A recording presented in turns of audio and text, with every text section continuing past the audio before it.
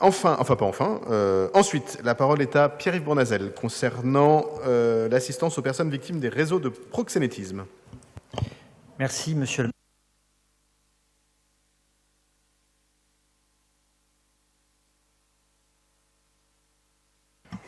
Ça marche.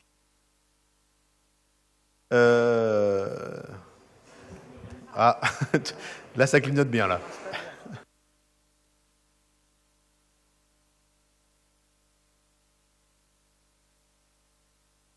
C'est la chaleur.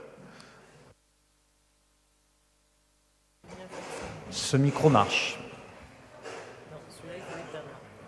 Oui, mais j'arrive pas à l'éteindre. On ne peut plus rien faire sur ce... On peut le débrancher là parce que sinon il va avoir...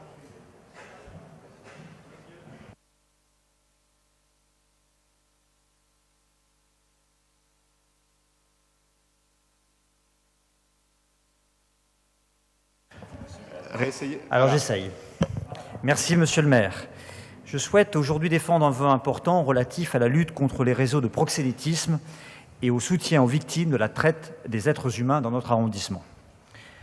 Vous connaissez comme moi la situation, rue d'Audoville, rue Poulet, place Albert Kahn, rue Neuve de la Chardonnière, ou encore aux abords de la rue aux Écoles Championnet, mais aussi de l'avenue Rachel ou du boulevard de Clichy.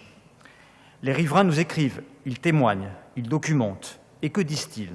Que chaque jour, chaque nuit, leur cadre de vie est dégradé par des rassemblements de personnes liées à la prostitution, au trafic de drogue, à l'alcoolisation de rue, des actes de proxénétisme visibles, assumés et organisés. Les Parisiennes et les Parisiens nous racontent leur hall d'immeuble, transformé en dortoir ou en lieu de passage. Ils décrivent les cris, les intimidations, les portes forcées, les rues jonchées de détritus au petit matin. Plusieurs vidéos circulent, tournées par des habitants, qui montrent des proxénètes aborder de jeunes filles en pleine rue, parfois devant des mineurs, parfois sous les fenêtres des familles. C'est grave et intolérable. Ces quartiers ne peuvent pas devenir des points morts de la République où l'on renonce à faire appliquer simplement la loi et protéger les plus vulnérables. Ce vœu n'est pas une déclaration de principe, il est une demande concrète portée par les Parisiennes et les Parisiens. Ces demandes sont simples. D'abord, que les associations spécialisées, en lien avec la préfecture de police de Paris, soient mobilisées et renforcées dans les rues concernées afin de porter assistance aux femmes et aux hommes victimes des réseaux mafieux. Que la ville sélectionne des acteurs capables d'intervenir sur le terrain en lien avec les associations et la préfecture. Qu'une campagne d'information soit lancée dans ces quartiers pour alerter, pour orienter et pour prévenir. Que les conseils de quartier puissent devenir des relais de suivi pour faire remonter tous les signalements et évaluer les actions. Et qu'évidemment, bien sûr, la police nationale renforce inlassablement son travail de remontée des filières et de démantèlement des réseaux mafieux de proxénètes qui se font de l'argent sur la vulnérabilité de femmes et d'hommes, souvent mineurs. Merci beaucoup pour donner des éléments de réponse. La parole est à Kadiatou Koulibaly.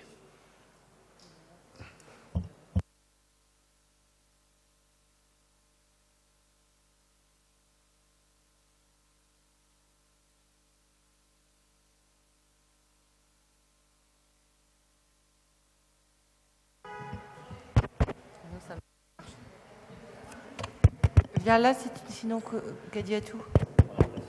Ouais, bah viens ici. Prends la place de Léa.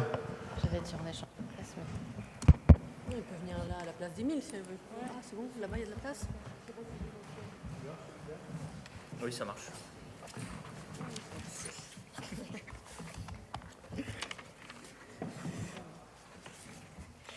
Du coup, merci Monsieur Bournazel pour la question. C'est un sujet essentiel qui a été, que vous soulevez, celui de l'assistance des victimes de réseaux de proxénétisme, notamment dans le 18e, où les habitants, les familles et les jeunes sont confrontés à des situations de violence inacceptables. Personne ne peut rester différent face à la réalité de ces réseaux mafieux qui exploitent la misère et la vulnérabilité des femmes, parfois mineures. Alors oui, les scènes rapportées sont filmées dans nos rues, sont parfois nous alertent et nous obligent collectivement. La ville de Paris, elle ne reste pas inactive, bien au contraire, elle agit à plusieurs niveaux, en complémentarité de l'action de l'État. Je vais rappeler ici quelques actions concrètes. Dans le cadre du plan national de lutte contre la prostitution, des policiers, des missions de prévention, de contact et d'écoute interviennent dans des établissements scolaires pour sensibiliser les jeunes. Par ailleurs, de nombreuses associations soutenues par la ville développent un accompagnement complet pour l'accès aux soins, aux droits, à la mise à l'abri, l'insertion professionnelle. Ce soutien, il est structuré et régulier et il est orienté vers une sortie durable de la prostitution.